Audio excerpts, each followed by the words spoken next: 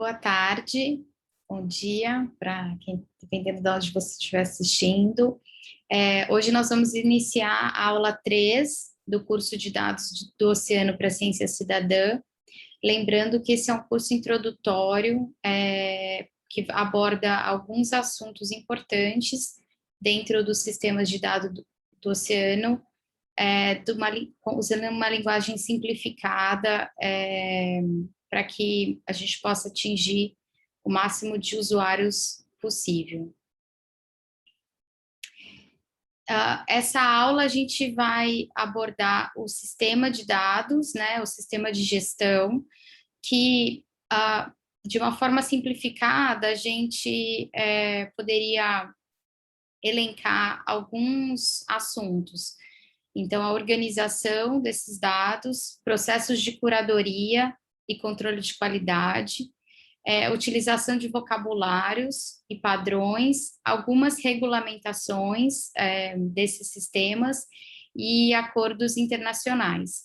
O foco aqui é dar informação para a utilização dentro das variáveis essenciais do oceano, da biodiversidade marinha e de microplástico.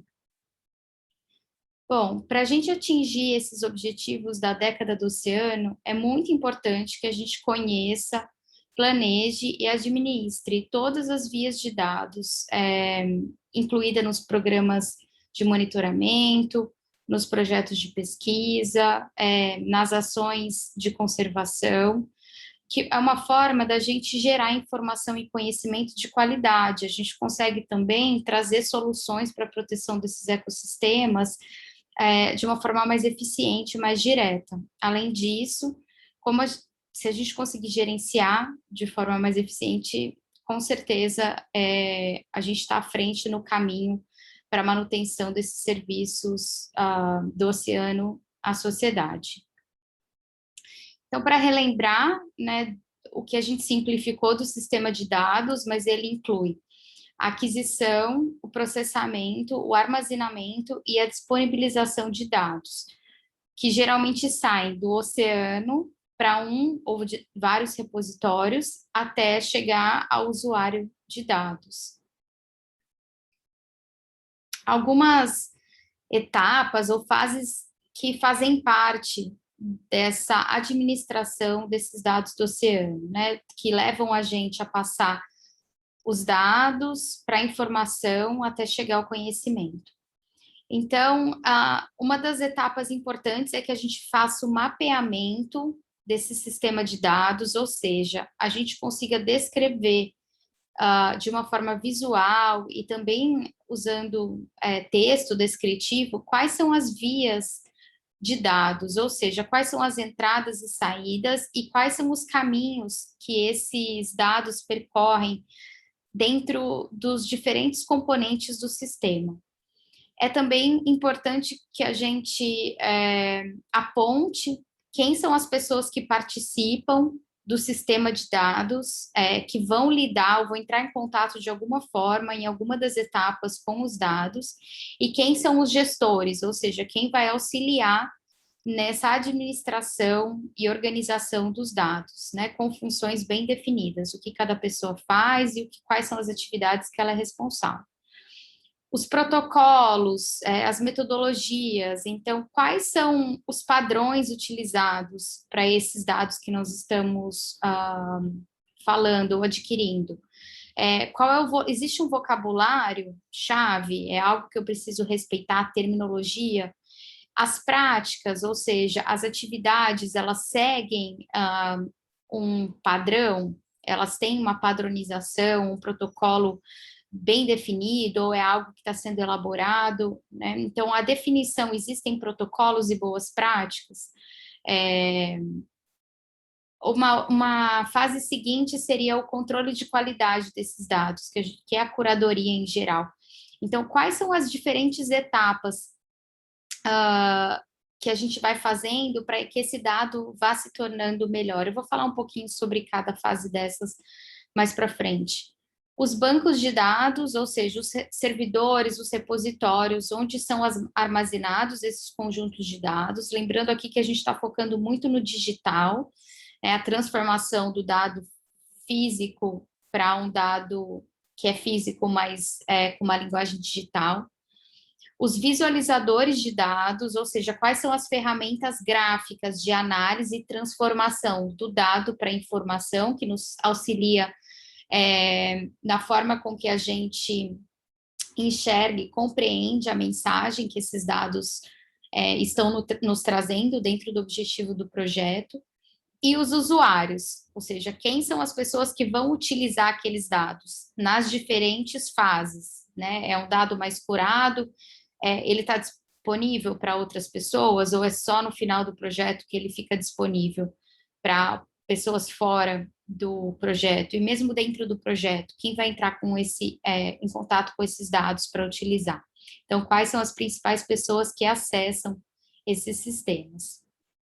Aqui eu vou dar um exemplo, antes da gente entrar nas diferentes etapas, um exemplo de mapeamento. Então, falando um pouquinho do programa que eu faço parte, que é o Programa de Pesquisas Ecológicas de Longa Duração do Espírito Santo, Habitats Costeiros do Espírito Santo. A gente monitora basicamente quatro habitats: manguezais, sistemas estuarinos, recifes costeiros e bancos de rodolito, numa área de preservação ambiental chamada Costa das Algas, que fica no leste do Brasil, da costa brasileira, numa região de transição, onde a gente começa a ter um clima mais tropical. Então, uma das partes, a parte que eu sou responsável, que é a parte marinha, eu mapeei aqui para vocês, de uma forma bem simplificada, com diferentes caixinhas, qual que é o caminho percorrido pelo dado dentro desse programa, né? Dentro de 2 projetos dentro desse programa. Então, as fases de aquisição, processamento, armazenamento, um novo processamento e divulgação. Tá vendo que a gente pode adicionar diferentes fases ou etapas dentro do sistema de dados, né? Basicamente, ele tem aquele caminho que eu falei do oceano ao usuário, mas cada programa e cada projeto, ele pode incluir diferentes componentes. No caso da aquisição de dados, basicamente a gente usa imagens, né, fotografias dos sistemas recifais, e a gente coleta amostras biológicas, algumas amostras biogeoquímicas, e a gente faz pouca medição in situ. A gente tem aquisição de dados remoto, mas eu não coloquei aqui. Como a gente faz o processamento desses dados? A gente utiliza computadores e a gente também utiliza microscopia. Então, ele tá vendo que ele não se transforma digital direto. A imagem, ela é um componente digital, mas as amostras, elas demoram um pouco mais para virar digital. No caso do armazenamento inicial, a gente vai armazenar esses dados com planilhas físicas, então planilhas que vêm de campo, ou planilhas de processamento no microscópio.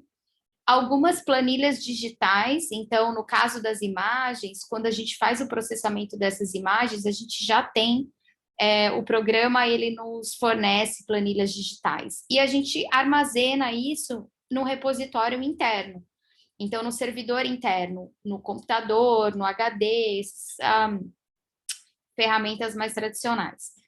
Depois que a gente faz um segundo processamento desses dados, a gente utiliza análises estatísticas, diferentes processos de curadoria, para fazer a divulgação dessa informação que a gente coletou, uma informação basicamente de pesquisa. E a gente utiliza outros meios, mas os principais são artigos científicos, a gente divulga os dados no OBS, né, no sistema da biodiversidade marinha dos oceanos, o OBS internacional, e em relatórios, né? E por que a gente usa isso de forma bem simplificada? Porque a gente tem poucos usuários desses dados, inicialmente, né? À medida que a gente consegue divulgar mais, usando outras ferramentas, a gente com certeza tem mais usuários. Mas isso aqui é para vocês entenderem de uma forma simples, que é importante a gente começar a mapear, né, essas diferentes vias. Será que eu não esqueci de nenhuma? Toda vez que a gente olha, a gente vê uma diferente. E quem são as pessoas que participam? A gente tem, na aquisição de dados e no processamento, a gente tem 4 técnicos. aproximadamente. Isso vai variar de um tempo do outro, mas a gente tem pessoas no nível técnico. E a gente tem um gestor de dados só, que faz todas essas outras etapas. Então, no caso, sou eu. Então, a gente vê que é uma pessoa que está sobrecarregada, né? Ainda não conseguiu capacitar outras pessoas para poder dividir essas diferentes etapas de gestão. E a gente tem, em relação a protocolos, a gente criou alguns protocolos baseados em metodologia científica e a gente reproduz alguns protocolos internacionais. A gente usa a linguagem mais finalizada, que é a linguagem do Darwin Core, que depois eu vou passar informações para vocês, que é uma linguagem utilizada para formatação de dados da biodiversidade, e a gente também usa os diferentes padrões das variáveis essenciais da biodiversidade e as variáveis essenciais do oceano. Eu não vou listar aqui quais são protocolos, porque são diferentes variáveis dependendo de qual quando a gente faz essa aquisição dos dados por satélite. Quais são os nossos repositórios, né? O nosso principal repositório público é o OBIS, e a gente usa o OBIS também como modelo para controle de qualidade. Então, a gente tem diferentes controles de qualidade ao longo dos processos, mas se a gente for pensar em dados, o nosso final, ele é o recomendado pelo OBIS. Como a gente faz a visualização dessa informação? A gente usa gráficos, meios bem tradicionais, gráficos, tabelas, mapas, infográficos. E por quê? Porque o nosso público são cientistas e gestores, é quem tem interesse inicial nessa informação gerada por esse sítio de longo prazo. Agora, pensando assim em boas práticas, né? Eu encontrei essa sugestão da Oceanwise, que é uma organização internacional, para 10 passos importantes quando a gente está gerenciando os dados e que vão nos levar ao sucesso, né? Então, quando a gente faz aquele mapeamento, começa a controlar as diferentes fases, os protocolos dentro de cada fase. Então, uma das coisas importantes é prepare a sua visão, ou seja, tenha o objetivo do seu projeto em mente, né? Por isso que vocês fizeram aqueles exercícios, aquele atividade 1. Qual é o objetivo, qual é a visão desse projeto, até onde você está querendo chegar?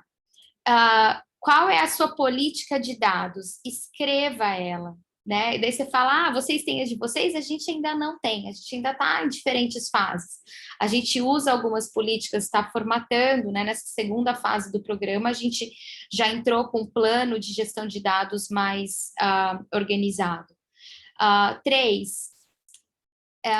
coloque, né? Fale quem dentro do projeto é responsável pela gestão dos dados, quem é o gestor dos dados? Tem mais de um? Quem é a pessoa responsável?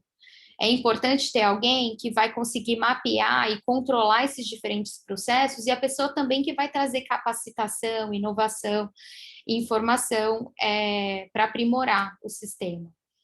Faça auditoria, né? Número 4, faça auditoria de dados, veja seus dados sempre, duvide dos dados, procure erros.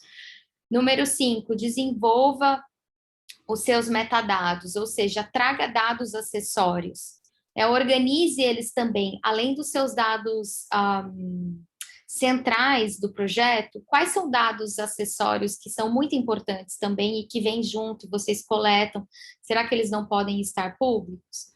Número 6, crie um registro de dados, ou seja, padronize a forma com que você vai conseguir mapear, é um registro digital, você vai usar um DOI, quais são os links que você tem para poder acompanhar esses dados no tempo e no espaço, organizar, é importante ter identidades de dados nas tabelas. A gente não vai falar muito, assim, eu vou falar bem por cima hoje sobre essas etapas da gestão e eu vou passar para vocês informações, documentos, vídeos que vão trazer essas diferentes linguagens e explicar um pouquinho dessa terminologia que, infelizmente, a gente não tem como abordar no curso, porque também ela é muito ampla, são muitos tipos de dados. Número 7, invista em um sistema de dados, né? Coloque recurso. Se não é possível, daí você falar, mas os projetos não têm dinheiro. Então, procure parcerias, né? Por exemplo, a Unesco, os diferentes órgãos da Unesco, eles estão preparando esses sistemas de dados públicos que todas as pessoas podem utilizar sem ter que pagar para um servidor. Então, vamos aproveitar desse grande movimento, mas investir energia para utilizar esses sistemas de dados. Se a gente não vai conseguir fazer os nossos, que os nossos estejam ligados ao internacional, que a gente utilize os que estão aí disponíveis, né? Isso agrega valor ao investimento feito de forma internacional, né? Dos diferentes países. Número 8, desenvolva um controle de qualidade, né? Seja o mínimo de valor, dê o mínimo de valor ao seu dado e faça uma revisão desses dados, né? Não coloque o dado de qualquer jeito disponível para as outras pessoas, ou mesmo para os seus estudos. É importante que esse dado seja revisado e que ele seja de qualidade, porque senão, será que ele é confiável? Né? A informação que a gente está trazendo, ela é confiável? Número 9, então, considere realizar uma documentação desses processos e desses dados. Gaste um pouquinho de tempo descrevendo, publicando os protocolos da mesma forma. Hoje em dia existem plataformas que a gente pode utilizar para publicar esses documentos e outras pessoas vão poder utilizar.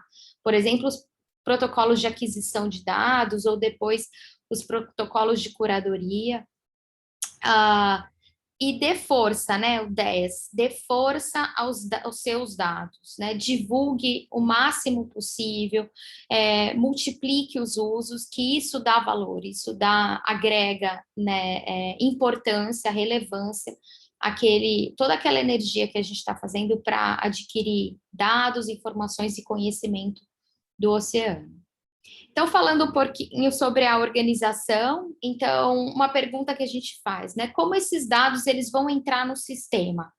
A primeira fase de organização, e uma fase muito importante, até às vezes mais do que mapear todo, é a gente preparar uma boa planilha de campo ou de laboratório, né? Ou uma planilha, os arquivos de instrumento que os nossos instrumentos vão nos dar, para que ele possa facilitar, que ali só tenha o dado que a gente realmente quer e que as informações acessórias elas estejam de forma acessória na nossa planilha.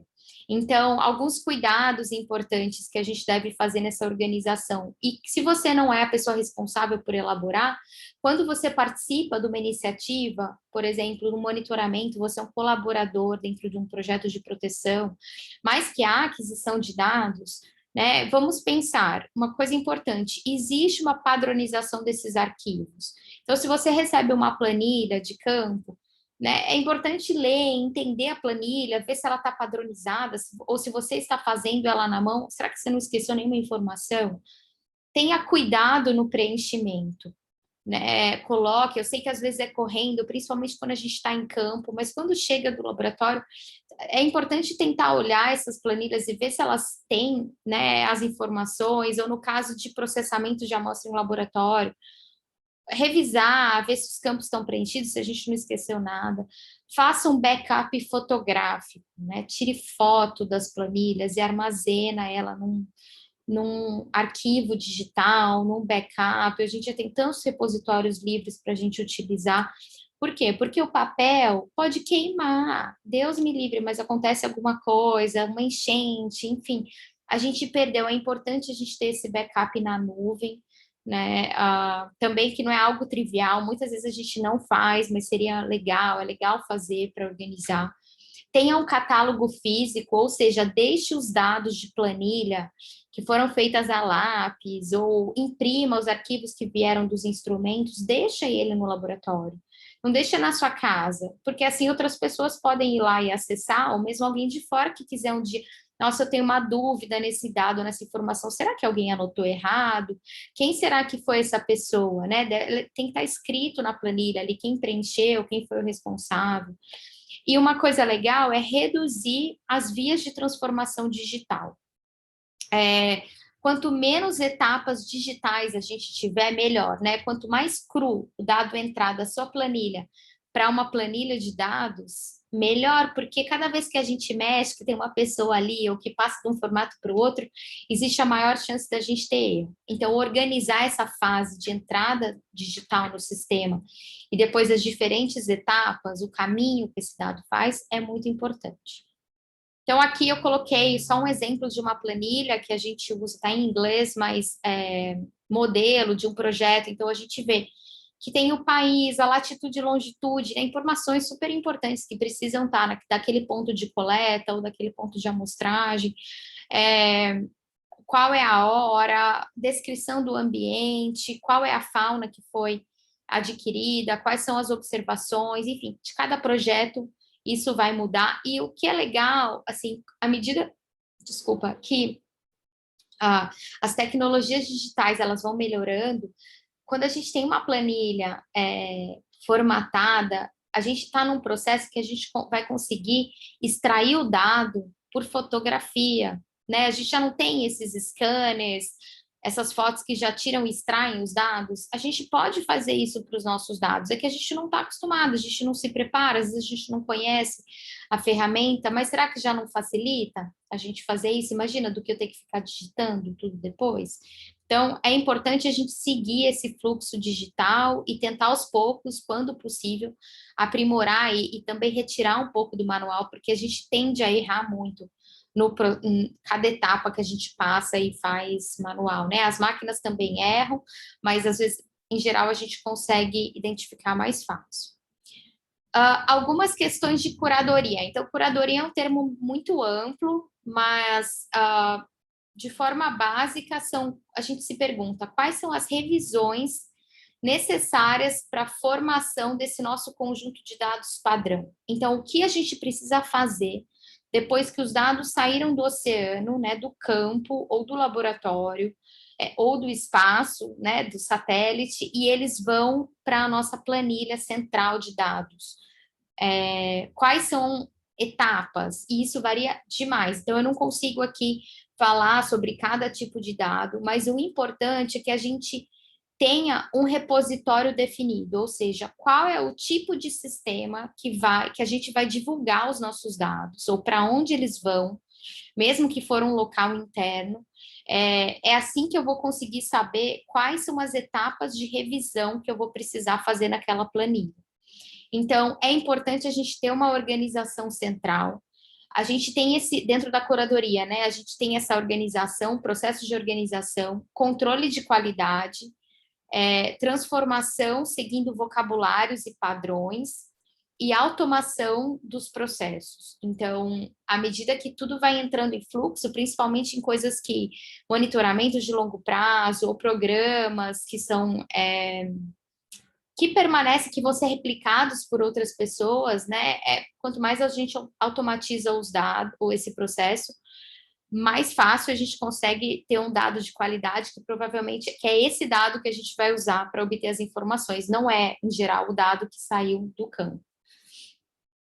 Sobre controle de qualidade, então, o que precisa ser feito para atender essas premissas de dados confiáveis, dados compreensíveis e dados úteis?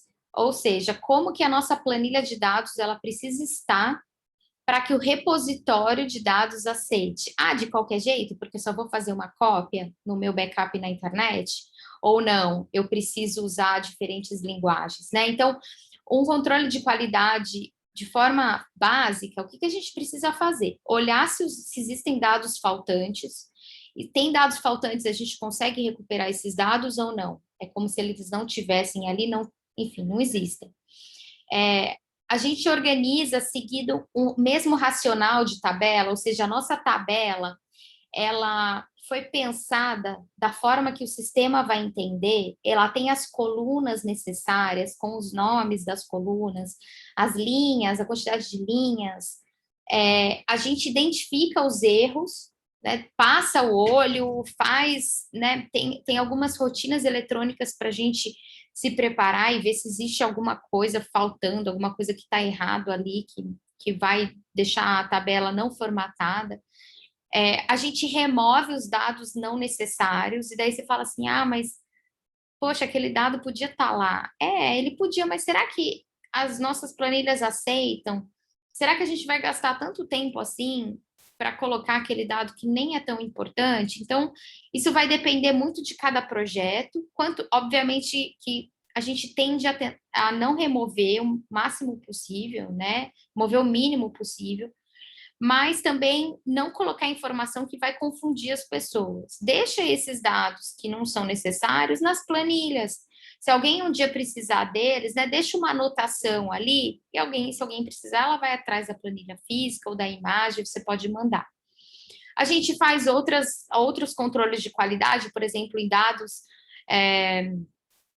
de biodiversidade, a gente revisa as espécies, a gente revisa a terminologia, o vocabulário que está lá dentro e um monte de outras coisas, né? Ver se a gente colocou preencheu onde era para preencher, não pulou coluna. Enfim, esse controle de qualidade é extremamente importante, porque o nosso conjunto de dados vai ter mais valor ou não se ele foi bem organizado. Falando sobre padrões e vocabulários, então a gente sempre olha, né, o repositório escolhido, ele vai entender a minha planilha? Essa pergunta que a gente já tinha se feito. E essa planilha, ela segue as normas e padrões nacionais e internacionais, ou seja, ali para os sistemas digitais, e mesmo assim, se a gente pensar nos estudos, a maior parte desses dados são gerados ainda por cientistas ou por pessoas técnicas, né? Exige mesmo que não for, mesmo seja um colaborador, né? A gente está seguindo os padrões, a gente está usando os nomes corretos para os termos, mesmo que seja na nossa língua natal, que não é o inglês, e esses sistemas digitais em geral são em inglês, facilita se a gente padronizar os termos e depois a gente for fazer uma tradução, se cada hora, imagina assim, se a gente usa espécie para alguma coisa que a gente está querendo falar que é uma espécie, daí a gente vai usar táxon, a gente vai usar biotipo, a gente vai usar ecótipo, enfim, a gente precisa padronizar esses termos, porque depois se a gente vai traduzir fica mais fácil, a gente não precisa ter um conjunto, um sistema muito elaborado de tradução. Então, algumas das revisões de vocabulários que a gente usa, né? Então, a gente, quando olha essa revisão, a gente olha dentro do conteúdo de preenchimento de cada célula da planilha digital, agora já estou falando. Então, a gente unifica o idioma, a gente padroniza a terminologia, a gente respeita a organização de caracteres. Tem sistemas que eu só aceito número ali. Se é data, às vezes eu não posso colocar texto. 5 de março de 2022, eu vou colocar em número, né? Cada sistema é de uma forma, mas existe um guia a seguir e a gente precisa conhecer o nosso sistema, e se a gente não tem, vamos padronizar. Então, data, eu só vou escrever dessa forma, porque se eu escrever de 5 jeitos diferentes, o computador não vai entender. E a hora que eu passar isso para fazer uma análise, a gente vai ter erro, vai comer, um dado vai desaparecer. Inserir IDs, o que são aqui esses IDs? São identidades, então a gente tem como mapear para vários desses termos que a gente utiliza, existem identificações. É como se a gente fosse num dicionário e a gente conseguisse falar, olha, eu estou falando exatamente dessa definição. E a gente tem um ID eletrônico para isso. Ou mesmo a gente coloca um ID para uma coleção, então, isso perpassa nessa questão dos padrões e vocabulários. Muitas vezes, quem vai fazer isso é o gestor de dados, não são os técnicos ao longo do processo de aquisição, mas quanto mais as pessoas que estão participando dos projetos em colaboração, principalmente colaboração com pessoas que não são especialistas, a gente pode contar sobre isso, né? Falar dessa terminologia não é nenhum bicho de 7 cabeças. A gente precisa tentar facilitar esses processos. Então, quanto mais as pessoas souberem da importância desses padrões e vocabulários, melhor todos vamos adquirir os dados e, no final, a qualidade deles, né, vai ter um valor muito mais agregado. Aqui, só para citar alguns padrões e vocabulários, Como eu disse, eu não tenho como entrar em todos os sistemas, mas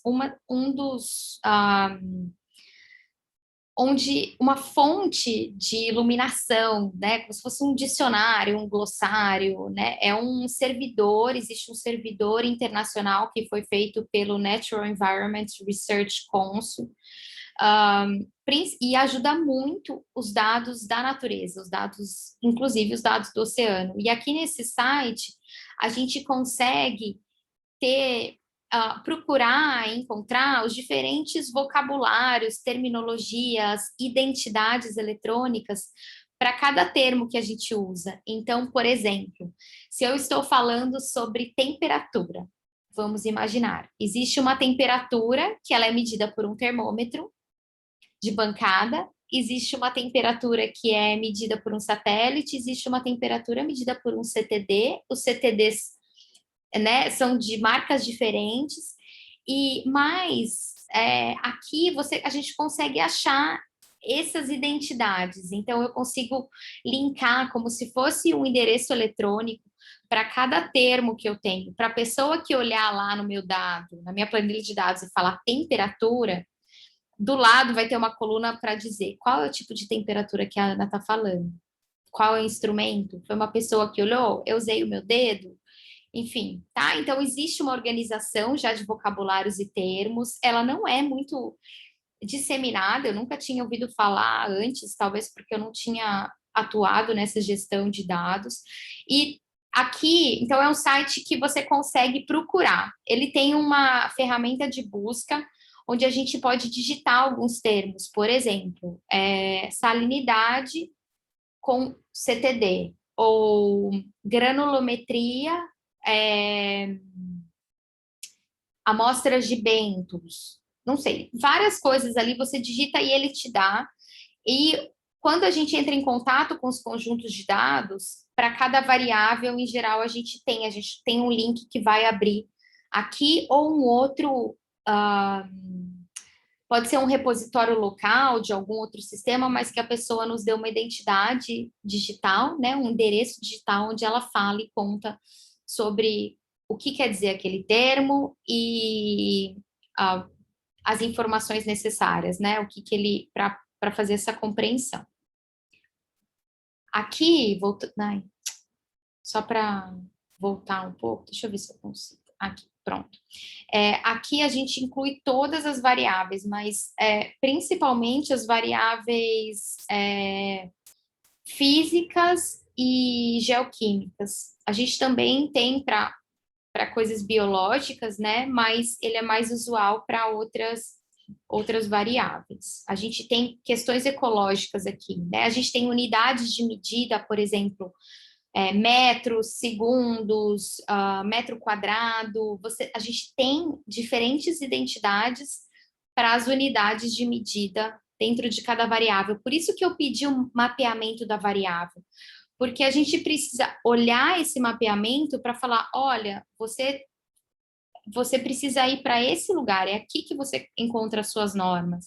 Se a gente não tiver mapeado as diferentes variáveis do nosso projeto, a gente não consegue procurar quais são os padrões e vocabulários, né? O que se usa internacionalmente, o que é aceito, né? Muda de um país para país, mas se eu for colocar num repositório aberto internacional, eu preciso procurar o que é mais usual. Aqui é o exemplo, né, que é o que a gente fala muito, o Darwin Core, que é a linguagem de dados utilizada para organização de informação da biodiversidade de forma digital. O Darwin Core se aplica a todo tipo de dado da biodiversidade. Ele vem sido cada vez mais aprimorado e complementado. Ele é uma linguagem, ele não tem só os termos, ele também tem uma organização das planilhas. E a gente tem vários tutoriais explicando como a gente faz as buscas, o que cada termo quer dizer. Então, assim, para esses diferentes dados, eu vou aqui anexando o material na bibliografia e quem precisar utilizar, né, procura a gente para que a gente possa ajudar caso você pare e fique bloqueado em algum lugar. Mas o Darwin Core é a linguagem mais completa que a gente tem e tem nos salvado, porque é uma forma bem racional e padronizada que a gente consegue transformar os dados ecológicos, os dados ecossistêmicos para o mundo digital, e outras pessoas podem entender e utilizar aquela informação. Tem dados aqui, por exemplo, de ocorrência, a gente tem dados sobre termos e vocabulário para descrever organismo, para descrever os eventos de coleta, os locais. Tá vendo aqui, se você olhar nessa listinha aqui, a gente tem os diferentes, como se fossem conjuntos de temáticas dentro dos dados da biodiversidade. E pode ter certeza que essas linhazinhas, pode ser que elas vão aumentando à medida que a gente consegue inserir mais dados e organizar mais termos aqui, que não estejam compreendidos em nenhum outro sistema digital de dados. Aqui eu coloquei só alguns, tem nesse site do MBOM, que é a rede de observação da biodiversidade marinha, é um dos projetos do MBOM que a gente faz parte. Ele tem vários tutoriais, material de informação para a gente tentar organizar esses dados do oceano, principalmente focado a dados da biodiversidade e informações acessórias vindo de satélite ou dados que são coletados in situ, dados físicos. E tem bastante material, eu sei que não é tão simples para todo mundo, precisa de um expertise técnico, muitos desses tutoriais são feitos no ambiente R, tá? Mas para quem é mais especialista e trabalha com os dados, aqui é uma fonte legal. E a gente está sempre gravando tutorial, os organizadores do projeto têm, esse esforço para facilitar, né, a compreensão e para que mais pessoas utilizem. Aqui também um exemplo de padrões e vocabulários. Então, no caso de plástico, de microplástico, lixo marinho, não existem ainda uma linguagem totalmente padrão. O que existem são normas e guias. E dentro desses normas e guias, aqui é do GESAMB, a gente consegue extrair essa terminologia. Uma outra fonte de informação de padronização e vocabulário é utilizar os artigos científicos, né? Então, existe uma comunidade científica por trás, trabalhando em cima desses dados e um histórico de terminologia. Então, a gente também pode utilizar, principalmente quando a gente está criando a organização inicial dos nossos dados, e pode ter certeza que essa terminologia científica, ela vai ser adotada pelos sistemas digitais, ou vai ser mais fácil da gente transformar depois, quando houverem sistemas únicos. Então, são fontes que a gente consegue procurar quando não existe uma linguagem central ainda endossada pela comunidade. Passando um pouquinho para a documentação, que é algo que, nossa, várias vezes a gente não faz, mas é tão educativo e tão importante a gente descrever. Então, quais são as informações acessórias que nós precisamos disponibilizar para esses conjuntos de dados? Quais são as práticas de gestão de dados para que essa informação seja melhor compreendida para quem vai utilizar ou o dado bruto ou mesmo a informação? Então, documentar, relatar, descrever esses processos de gestão e cada etapa, né? Qual é a curadoria? O que eu faço? Aí você fala, Ana, você tem tudo escrito? Não tenho ainda. Mas são etapas que a gente precisa ir fazendo, né? À medida do possível, ou então utilizar algo que já tem documentado, isso facilita também, né? Vai depender muito do objetivo do seu projeto e quais são os dados que você tem em mão. É aquele famoso README, me leia, aquele arquivo que vem junto, que várias vezes a gente baixa o arquivo e ninguém olha, mas ali, então, existem metadados ali, podem ter coisas que não são só explicações dos processos, mas, além disso, a gente põe um texto acessório, mesmo quando a gente publica isso numa página, né? É legal a gente ter ali informações básicas para quem quiser entender, senão simplesmente é uma planilha de dados e ninguém sabe nada daquilo lá, dificilmente vai utilizar. Então, o nome do projeto, quem foram os financiadores, qual é a equipe, os métodos, aqui em relação a métodos, os protocolos, como eu disse, a gente consegue publicar esses protocolos que são feitos e reproduzidos em vários lugares, né, como uma boa prática.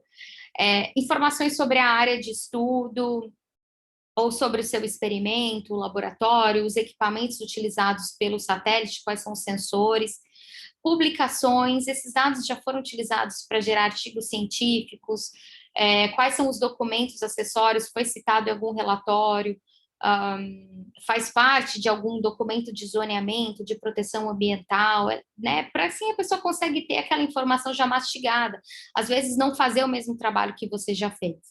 Quais são as autorizações de uso? Eu acabei não colocando aqui nos slides, mas a gente tem como elencar, né? Na próxima aula eu vou fazer um passo a passo para a gente publicar alguns dos nossos dados.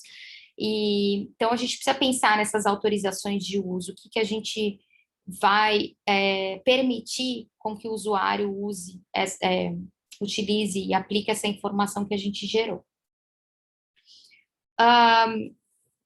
Questões mais legais, então, qual é a regulamentação por trás? Existem leis, existem tratados, existem acordos, existem guias que organizam ou regulam esse ambiente de dados? Quais são essas leis? De forma nacional, internacional, dentro da sua instituição, porque muitas instituições já têm repositórios digitais, então, às vezes, eu preciso publicar primeiro no repositório digital da minha instituição e depois disponibilizar isso num repositório público aberto. Quais são as normas e padrões por temática, aquilo que a gente falou anteriormente, né? O que aquele repositório... Existem normas ISO, muitos dos dados do oceano são organizados depois seguindo as normas da ISO. No Brasil, a gente tem algumas outras normas que também organizam, e às vezes, se a gente quiser colocar num sistema aqui, a gente vai precisar ter 2 protocolos de transformação de dados. Um para o dado internacional e um para o dado que vai ficar num banco nacional.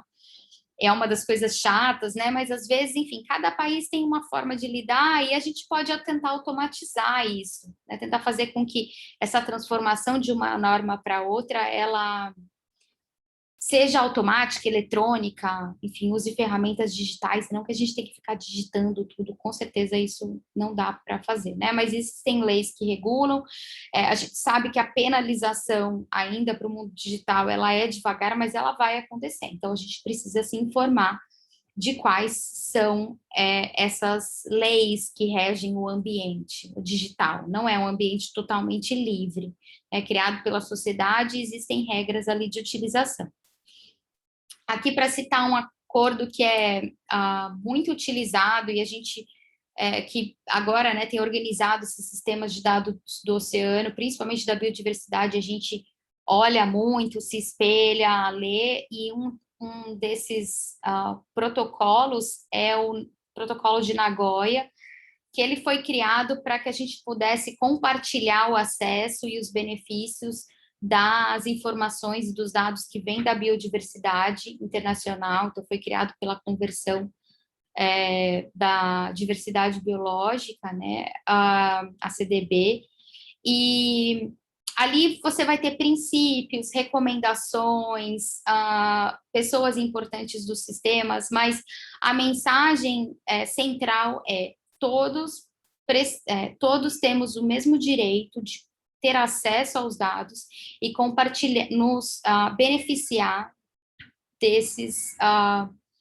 dessa informação, do valor agregado a essa informação. Não pode ser só o cientista que gerou o dado que vai colher um benefício daquela informação que ele gerou, né? Esse dado é da sociedade humana, é um legado do planeta, então é um acordo que foi assinado por muitos países e a gente usa como guia.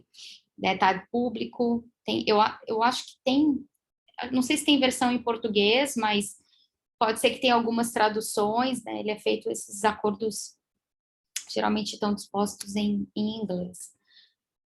Um outro acordo internacional que está para sair, já que a gente, né, o projeto do Our Blue Hands, existe uma discussão incansável para a Convenção Global do Plástico no Oceano. Então, a gente acredita que, não só no oceano, mas em outras, mas principalmente direcionado à quantidade de plástico que tem boiando nos grandes oceanos, é o microplástico que está disperso em todos os níveis ecossistêmicos e todos os compartimentos do oceano, a gente não consegue nem mensurar ainda, né? A gente tem ideias vagas e dados que estão pipocando por aí. Então, é muito provável que saia um acordo internacional para que a gente faça a redução e que a gente também tenha uma organização na disponibilização desses dados. A gente precisa ter acesso a esse dado e informação, e esse tratado, né, esse acordo, protocolo, ele deve sair em breve. Então, a gente está atento e alguns dos sites que a gente pode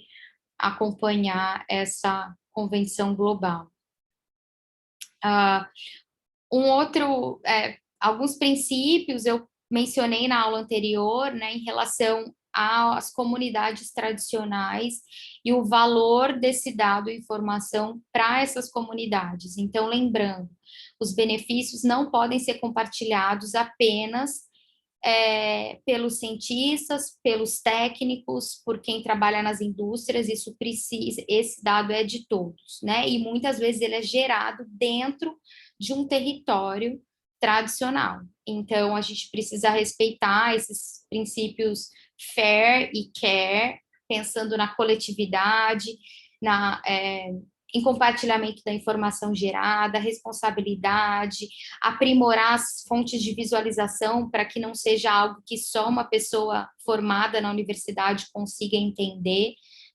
Eu tenho certeza que daqui a poucos anos a gente vai ter cada vez mais ferramentas que facilitem a tradução dessa informação e que a gente consiga reutilizar esses dados. Então, dentro do protocolo de Nagoya e de outros tratados das comunidades indígenas, a gente tem esses princípios a gente bate nessa tecla sempre, é importante se informar. E pode ser que na sua região existam diferentes protocolos e linguagens. Então, o que está sendo discutido pelas pessoas que trabalham com as comunidades? Quais são as linguagens e acordos feitos entre os gestores do seu município para a organização desses dados, né? Se envolva nesse processo participativo. Isso vai aprimorar. Será que você não consegue incorporar alguns dessas linguagens no seu dia a dia, né? Naquele arcabouço super fechado do dado do oceano até o usuário? Será que não vai facilitar?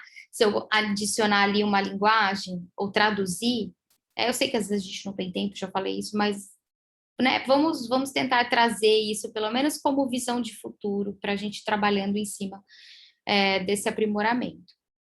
E só algumas recomendações finais, né? Então, assim, conheça o seu sistema de dado e desenvolva estratégias para melhor gerenciá-lo. Mesmo que você esteja na ponta desse iceberg enorme, eu sou um técnico, a minha única função nesse sistema é digitar as planilhas. Tá, mas então conheça as formas, por que você está digitando aquela planilha daquele jeito? Por que existe aquela terminologia? Quanto mais a gente conhece, melhor vai ser as nossas estratégias. E as diferentes gerações, elas lidam de forma variada com esses processos, e a gente vê que quanto mais a gente envolve pessoas diferentes ali, mais enriquece, mais fica efetivo. Eu vejo isso todos os dias. A gente fala, mas aquela pessoa não entende direito, mas daí você explica, a pessoa vem com uma ideia melhor do que aquela que você estava utilizando, né? Então, um ambiente de inclusão. Então, algumas pequenas recomendações particulares de quem está começando a gerenciar os sistemas, né? Eu sempre lidei com os dados, mas para mim é algo ainda novo também, esses sistemas de gestão. Então, uma coisa importante, consulte um especialista. Sempre tem alguém para ir lá perguntar, alguém que sabe mais do que você, ou alguém que pode te ajudar, que vai pensar junto com você. Busque capacitação. O nosso tempo é tão precioso, eu sei que a gente não tem muito tempo, né? Super um monte de demanda, mas será que a gente não consegue fazer um curso? Vai ser tão mais fácil a gente conseguir compreender aquele assunto. Estudar é muito bom. busque capacitação e incentive a capacitação dentro dos seus colegas, do seu ambiente de trabalho ou ambiente de participação voluntária. Siga modelos e boas práticas, né? Não é à toa que tem ali, alguém vai frisar, olha, a planilha precisa ter isso, você precisa tirar uma foto da planilha, a gente precisa de 10 quadrados e não de 5, esse instrumento eu preciso calibrar, então, assim, uma construção de qualidades e boas práticas. Então, vamos seguir esses modelos, né? Não vamos ficar aí chutando no escuro. Respeite os processos digitais. Então, assim, nós estamos no mundo digital e a linguagem que o digital entende é em bits, né? Em bytes. Então, existe... a gente pode colocar toda a informação que a gente quiser ali dentro do digital, desde que a gente respeite as regras de cada sistema. Faça um planejamento sempre que possível, né? Faça mapeamento, olhe, tente aprimorar os seus processos, inclua atualizações. Então, não acho que a gente vai montar um sistema de dados e daqui 5 anos ele vai ser exatamente igual. Não, né? Os processos evoluem, os dados são diferentes, pode ser que num programa, num ano seguinte, a gente comece a coletar uma outra informação que se tornou relevante para aquele projeto. Então, os sistemas, eles precisam ser abertos o suficientes para ter atualização e adaptação. Acompanhe os sistemas internacionais, você fala, mas foi feito por um estrangeiro, eu não participei. Gente, essas discussões internacionais, elas incluem pessoas do mundo todo. Tá? Nenhum sistema internacional é endossado por uma grande comunidade científica do nada. Não é algo imposto. Se é imposto, ninguém vai utilizar. Então, confie. E caso você veja algum erro, você desconfie de alguma informação, você acha que você pode melhorar um processo, entre em contato com os desenvolvedores desses sistemas. Né? Estão ali, sempre tem um e-mail, um contato, uma forma da gente acessar os desenvolvedores. E seja cuidadoso e tenha bom senso. O que eu posso fazer agora, o que eu não tenho condições, que vai prejudicar o andamento do meu projeto? Será que eu consigo organizar tudo ou não? Eu só consigo padronizar uma etapa. É aqui que eu tô, ok. Eu vou deixar isso fluido, alinhado, e para o ano seguinte eu vou fazer a incorporação de mais uma padronização dentro do meu processo. Né? Eu consigo compartilhar um conjunto de dados, o resto eu ainda não consigo, tudo bem. Será que alguém consegue me ajudar? Então, vamos tentar ser cuidadoso e ter bom senso dentro das diferentes etapas. A gente vai compartilhar informações, alguns tutoriais, né? Eu falei, à medida do curso, a gente não tem tempo de criar muitos tutoriais em português, mas existem tutoriais disponíveis, eu estou aqui caçando uns para vocês para colocar. E pode ter certeza que eles vão estar lá, né? E vão crescendo e a gente vai alimentando essa rede de informações. Espero que esse conteúdo tenha sido útil. Qualquer dúvida, entre em contato com a gente. Obrigada, até mais.